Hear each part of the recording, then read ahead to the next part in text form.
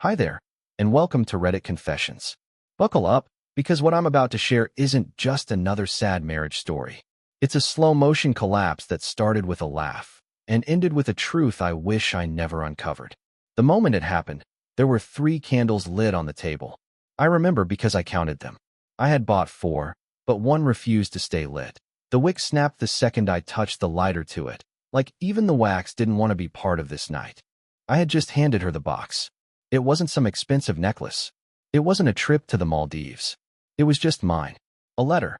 A few printed photos from a dusty hard drive. A playlist on a little USB drive, wrapped in ribbon. Sentimental, quiet, probably pathetic to someone like her. She opened it. She read the first few lines of my letter, looked up at me with this face. Almost like she was trying to hold something in, and then it slipped out. A laugh. Short. Breath through her nose. But unmistakable. She laughed at me. I didn't speak. I didn't even blink. I stared at her like she'd just thrown water in my face. She must have noticed, because her smirk faltered. And then she did that thing where she panics and tries to pretend she didn't mean it. Oh no, babe. I'm just emotional. I didn't mean to laugh. I love it. I really do. I love you. But the words came too fast, like a fire alarm going off before the fire even started. I didn't say a word. I nodded. I stood up, walked to the sink, poured out the wine I had just uncorked, and stood there as it gurgled down the drain. She stayed quiet, her eyes tracking me, but her mouth didn't move again. We didn't argue. We didn't celebrate. We just existed in the same room, like strangers who got stuck inside someone else's memory. Later that night, after she fell asleep, I sat at the kitchen table alone, rereading the letter I had written, the one she barely skimmed. And I noticed something strange. The ribbon I had used to tie the USB drive? It wasn't on the table.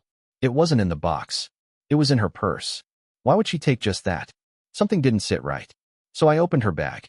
I know. Invasive. Wrong. Not who I am. Or at least not who I used to be. But I did it.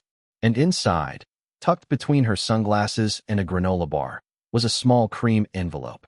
I wish I had never opened it. There was no name. No note. Just a hotel keycard and a date scribbled in tiny letters on the back. Tomorrow, 8:30 p.m., at a hotel less than 3 miles from our house. I sat there for what felt like an hour, holding the keycard between my fingers like it might change if I stared long enough. I didn't cry. I didn't scream. I didn't even confront her. Instead, I put it back exactly where I found it. And I made a plan. I didn't sleep that night. I lay in bed next to her, listening to her steady breathing, wondering if I was going insane. Every few minutes, I'd look at her face in the glow of the hallway light creeping in through the door, and I'd ask myself 100 times over if I had imagined the whole thing. Maybe it was a misunderstanding. Maybe it was an old envelope. Maybe the hotel card was for a work thing. Maybe. But then I remembered the laugh. That awful, unkind laugh. And I remembered how fast she tried to cover it. So the next day, I did something I never thought I would do. I called in sick. I've worked at the same tech desk job for over a decade and never taken a single unplanned day off. But that morning, I picked up the phone, cleared my throat, and lied to my manager about the flu. My voice even cracked. I guess in a way it wasn't a lie. I felt sick. Just not the kind you can treat with medicine. Candace acted completely normal. She got dressed, kissed my cheek, said she had a networking dinner that evening with some potential sponsors. She even asked if I wanted her to bring home leftovers. The worst part? I nodded and thanked her like a fool, like a husband who believed every word. When she left, I waited exactly 27 minutes before I got in my car. The hotel address was still saved in my notes app. I didn't even know what I was doing. Was I actually going to follow her? Sit in a parking lot and spy like some second-rate movie character? What would I even do if she went inside? I don't know what I expected, but it wasn't what I saw. She arrived early.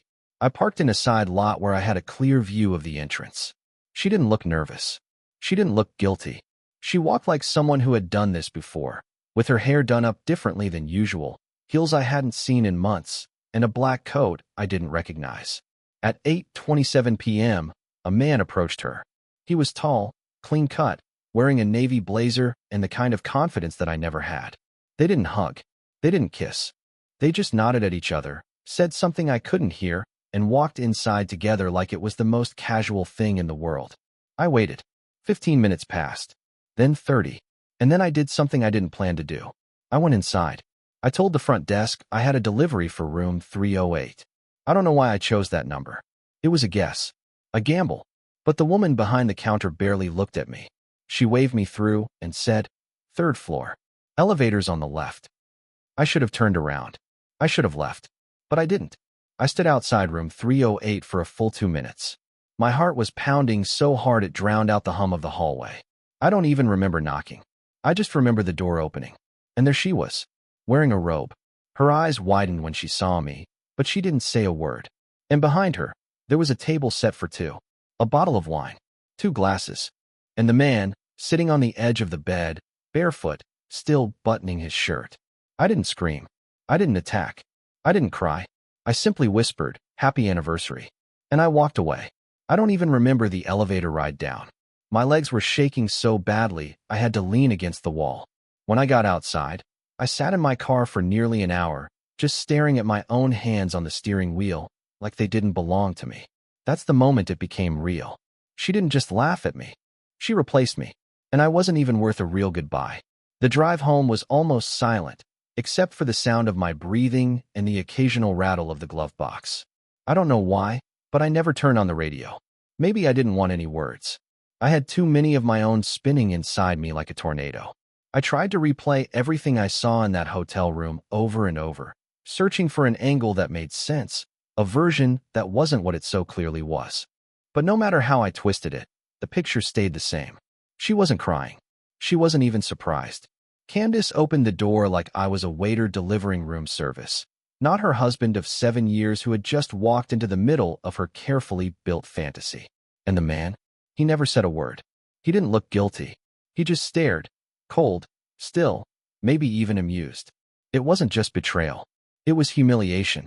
When I pulled into the driveway, the porch light was still on, and the trash bin was tipped over by the wind. It was something I normally would have fixed right away, but I just stepped over it. My hands were trembling again, but not from rage.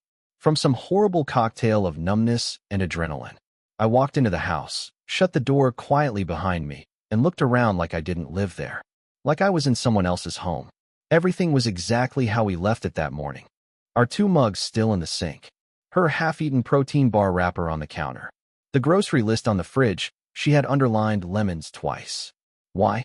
Why were the lemons important enough to underline, but I wasn't important enough to stay faithful to? I didn't know what to do. I just stood in the middle of the kitchen like some lost child in a department store.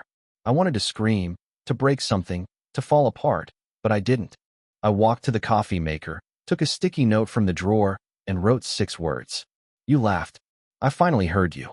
I didn't sign it. I didn't leave it somewhere dramatic. I placed it next to the jar of instant coffee, exactly where she'd see it the next morning. Then I grabbed a duffel bag from the hall closet. No dramatic packing. Just enough clothes for a few days. A charger.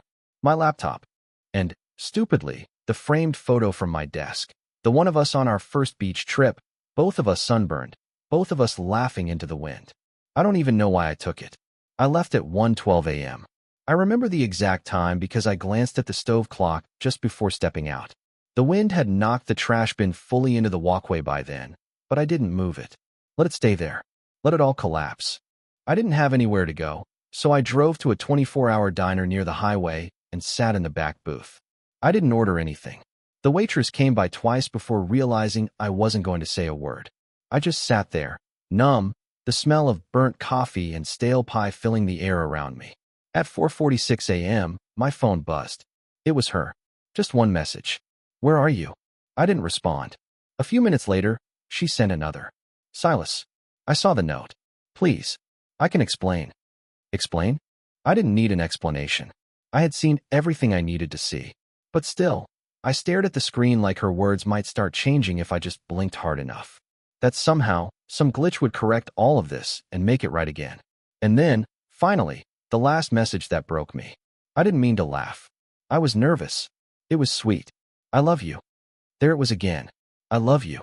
Used like duct tape on a crumbling foundation. I didn't write back. Instead, I did something I never imagined I'd do. I reached out to the only person who had ever warned me about her. The one I had ignored. My older brother. I hadn't spoken to my brother in almost 8 months. Not because of some major falling out or explosive fight. Nothing dramatic like that. We just drifted. That happens when your lives don't quite match up anymore. Fletcher had always been the rough-around-the-edges type. Tattoos, old flannel jackets, bad knees from high school football. He worked construction, dated women who smoked too much, and believed in saying things straight whether you wanted to hear them or not. Meanwhile, I was the overly cautious one, always explaining, always excusing. We loved each other. We just lived in different orbits. So when I messaged him at 5:17 a.m. and asked if we could talk, really talk, no sarcasm, please, he didn't reply with words.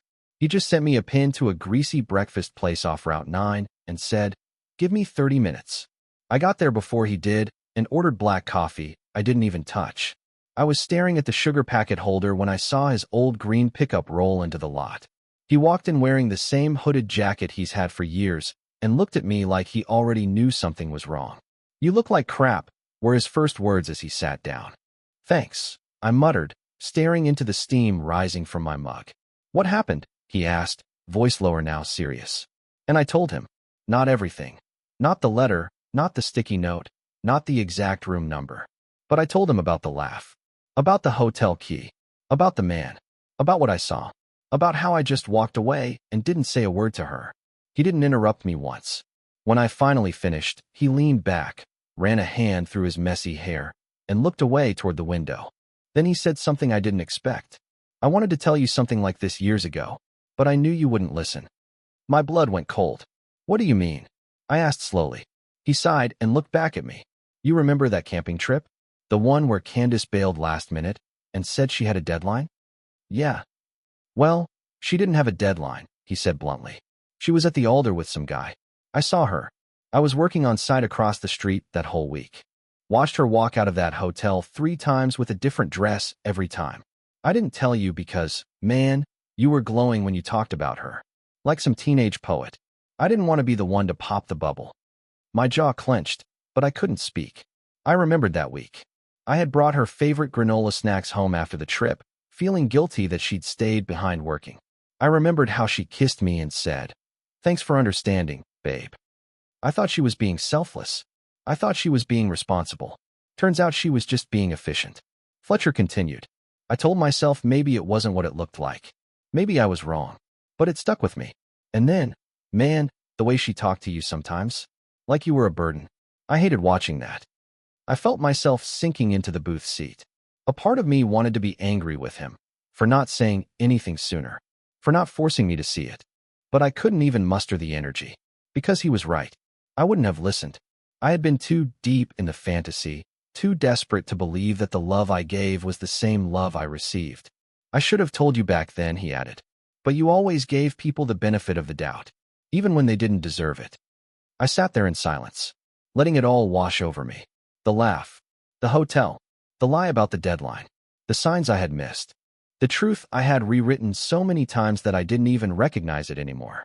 "I need to go," I finally said, standing up and dropping a few bills on the table. "I don't know where yet, but I can't go back. Not now." Fletcher stood with me. "If you need a place, I got room. The couch is crap, but it's better than sleeping in your car." I nodded. "Thanks." As I walked out into the gray morning light, I had no plan, no destination. But I knew one thing for sure. I couldn't pretend anymore. I needed answers. I needed to know how long this had been going on.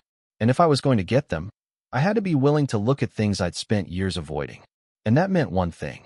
Digging through the digital trail she never thought I'd check. I wasn't sure why I went back. Maybe I wanted closure. Maybe I thought I'd forgotten something important.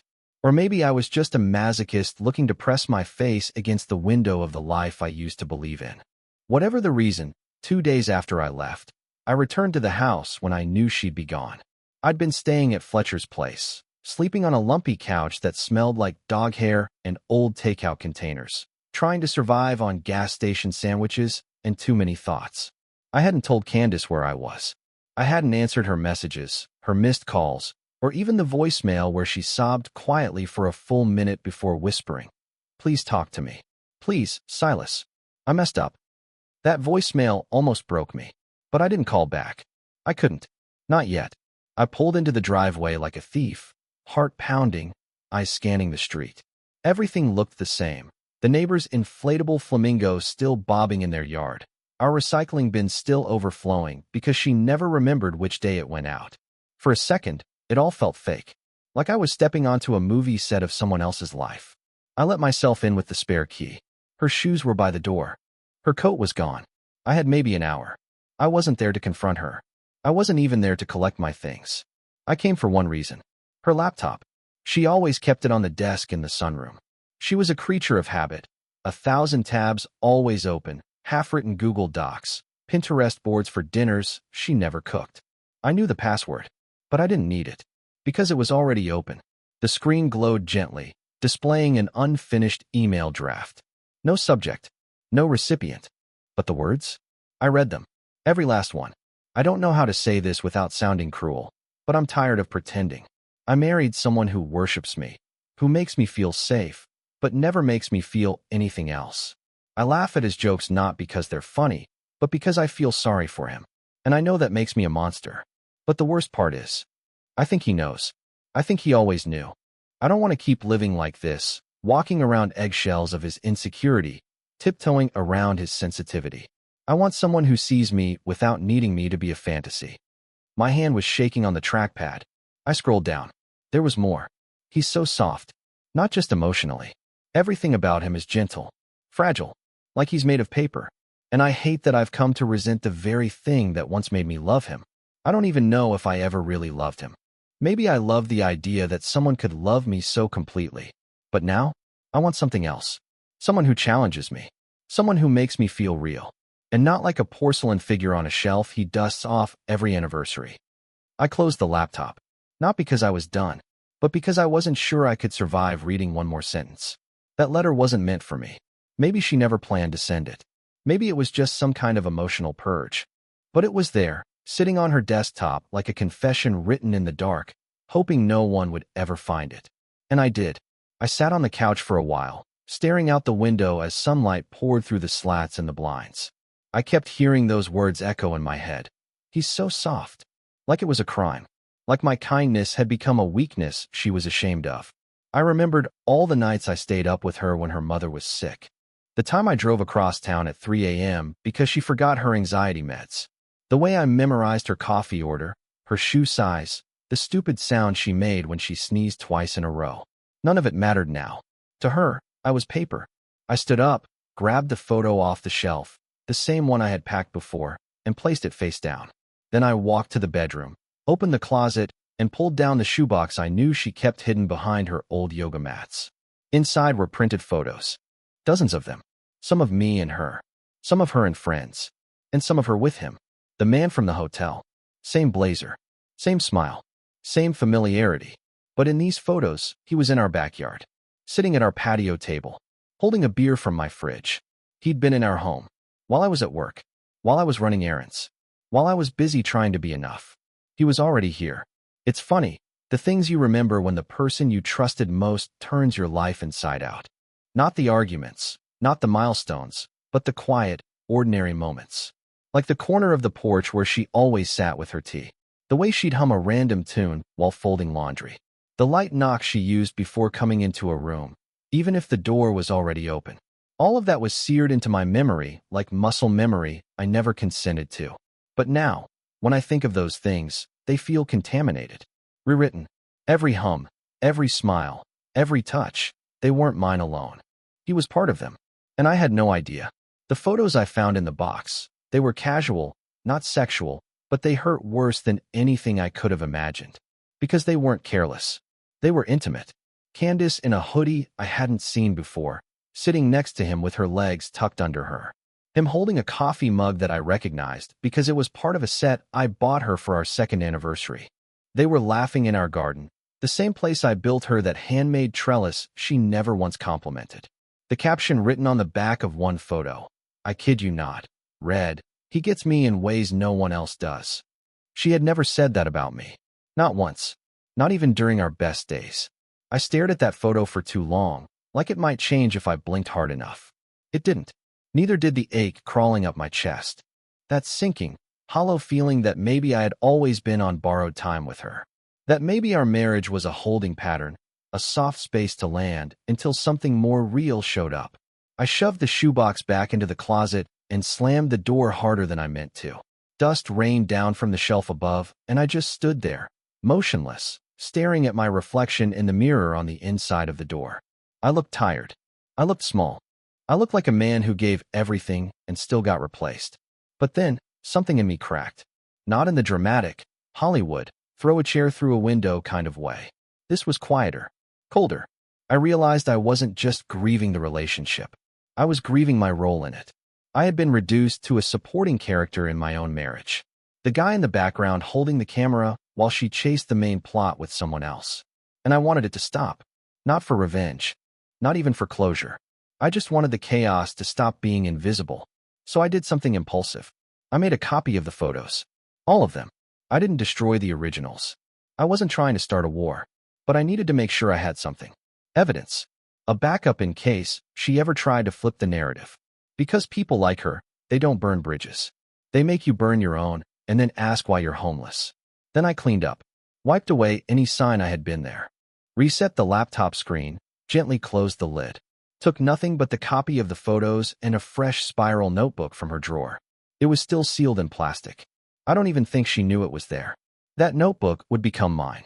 My record. My own version of what happened. Not written in an email draft she could delete, but by hand, with ink she couldn't erase.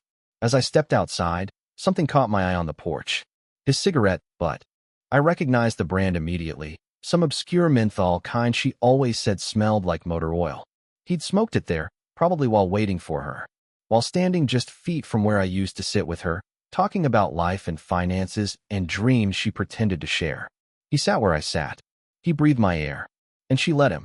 I picked up the cigarette and dropped it into a sandwich bag from my car, not because I needed it, but because it felt like proof that I hadn't imagined this whole thing, that I hadn't gone crazy, that this actually happened. Then I left. I drove nowhere in particular for over an hour, watching the sun dip lower, casting long shadows over streets I'd driven 1,000 times but never really noticed. And somewhere along that drive, a thought struck me so hard I nearly pulled over. She didn't even try to hide it. Not well. Not like someone ashamed. Like someone who assumed I'd never look. Because I was too gentle, too trusting, too soft. I didn't tell her I was coming. I just showed up. After everything, the hotel, the photos, the letter she never sent, the cigarette on my porch. I figured she owed me the courtesy of surprise. I didn't want to give her time to rehearse whatever performance she had locked and loaded. I didn't want her to polish the words or rehearse the tears. I wanted the raw version. The real Candace. Not the curated one with the half-truths and broken apologies. It was early evening when I parked outside the house. Her car was there. The porch light was on. She was home. I sat in the car for a few minutes, watching the windows like someone trying to determine if the house was haunted. Maybe it was. When I finally walked up and opened the door, I expected a scream. A fight. Some explosion of guilt or fury. But instead, I found her sitting at the kitchen table in complete silence, arms folded on the wood like she'd been waiting for me for days. And when she saw me, she stood slowly, like her body was heavier than it used to be. "Silas," she said, her voice shaky. Thank God. I didn't answer. I closed the door behind me, walked past her, and sat down on the couch without looking at her face. She followed but didn't sit, just hovered behind the armrest like a student waiting to be called on. "I know you've read something," she began. "I know you saw whatever was on the laptop. The photos. The hotel." I turned to her, slowly. "So you're not going to pretend you don't know what I'm talking about?" Her lips parted, but no sound came. Then she shook her head. "No, not anymore." There was a pause. A silence that cracked the air open like a slow fault line. She stepped around the couch and sat across from me, hands trembling in her lap. And then the tears started. Real ones, I think. Or at least the kind that people make when they've been caught, and they have no script left. "I didn't mean for it to get so far," she said through a whisper. "It started as a distraction. I felt invisible, like I was going through the motions, like I was drowning in my own choices." "And you thought he was the lifeboat?" I asked quietly. She looked down. "Do you even know his last name?" I added. My voice didn't rise. It didn't break. That surprised me most of all. She hesitated. "That was enough." "I didn't do it to hurt you," she said. "You didn't do it for me at all," I said back. She reached out. Maybe instinct, maybe muscle memory, But I leaned back, and she froze mid-gesture like her hand realized it no longer belonged in my world. "I was so stupid," she murmured. "No," I said, shaking my head. "You were calculated. You knew I trusted you. You knew I wouldn't look. You knew I'd blame myself before I ever suspected you." She opened her mouth again, but this time, no words came. Just more tears. And that's when I felt it. The most terrifying part of the whole thing. I didn't feel anything. Not pity. Not rage. Not grief. Just nothing. Like my emotional faucet had been shut off and the pipes had frozen over. I was looking at the woman I had once loved so deeply that I rearranged my entire life around her comfort. And now I was watching her fall apart. And I felt as hollow as the hallway between us. "I came here to tell you something," I said, standing. She stood too, fast, panic rising in her eyes. "Wait, please. Don't make this final." "It's not up to me anymore," I said. "It became final the moment you gave him our Tuesday mornings. The moment you let him sit on our porch. The moment you said you didn't know if you ever really loved me." She froze. I knew she hadn't expected me to find that line. The draft. The words she never deleted. Her mouth trembled. Her knees buckled slightly. She sat back down, breath shaking. "I don't want to hate you," I said. "So I'm leaving now? Before I do." And I turned. She didn't run after me. She didn't scream or beg or fall to her knees like the movies teach us people do. She just sat there, like she had lost something valuable she didn't know how to describe. And I left. No suitcase. No dramatic door slam. Just quiet footsteps down the walkway, like a man who had walked this route 100 times, but never realized it would be the last. As I reached my car, I heard something that chilled me more than any words ever could. The sound of her crying alone. Not wailing. Not calling my name. Just this muffled, hopeless sob, like someone realizing they broke something they didn't know was fragile. It took me 11 days to open the letter. She left it in my mailbox. No postage, no return address, just my name on the front, written in her rushed, slanted handwriting. I knew it was from her the moment I saw the curve of the S. I picked it up, stared at it for almost 5 minutes, then tossed it on the passenger seat like it was some burning artifact I wasn't ready to touch. I carried that envelope everywhere, to the couch, to the diner, even to work once, tucked inside my laptop bag like some cursed relic. Every time I thought about opening it, my chest would tighten. I kept telling myself I didn't need her words, that I already knew everything she could possibly say, that the damage was done. But late one night, sitting on Fletcher's balcony wrapped in a blanket that smelled like dust and old beer, I finally tore it open. No drama, no cinematic thunder outside. Just me, a cheap porch light, and the quiet crinkle of paper that had waited longer than it should have. "Silas, if you're reading this, it means you haven't blocked me, and that gives me more hope than I deserve. I could spend pages saying I'm sorry, but I think you're tired of apologies. You deserve more than guilt. You deserve truth. I chose wrong. I chose silence when you offered kindness. I chose excitement over safety, and I mistook your love for weakness when it was actually the strongest thing I've ever had. I don't expect forgiveness, but I needed you to know. You weren't the problem. I was. You loved me with your whole heart. And I broke it. I'll carry that forever. If there's one thing I could ask, selfishly, it's that you don't let this destroy how you love. Someone out there will see your softness not as paper, but as gold. I just wasn't that person. I'm sorry. Candace." I folded the letter and placed it on the table beside me. For the first time in weeks, I felt, not peace exactly, but stillness. Like the storm had finally passed and left just enough behind for something new to begin. I won't lie and say I healed overnight. That's not how real life works. There were still mornings where I reached for her out of habit. Nights where the silence felt heavy. Days where I questioned everything about who I was and what I deserved. But now, a few months later, I'm in a better place. I started journaling. Not for social media. Not for sympathy. Just for me. I even signed up for one of those awkward hiking meetups Fletcher kept pestering me about, and ended up making friends with a guy named Walter who can't cook to save his life, but tells the funniest, driest jokes I've ever heard. I'm not saying everything's perfect, but I'm starting to feel like me again, not the version that lived for someone else's comfort, but the one that finally realizes his voice deserves space too. If you're still watching, and this story hit you somewhere deep, I want you to remember something. Your kindness is not weakness. Your softness is not shame. And your heart, It's worth protecting, but never hiding. I'd love to hear from you. Was there a moment in this story that reminded you of a time you saw the truth? Maybe too late, maybe just in time? Share it in the comments. This is Reddit Confessions. Thanks for staying with me to the end. If you believe stories like this matter, hit that like button, subscribe, and join us again. You never know, the next story might be yours.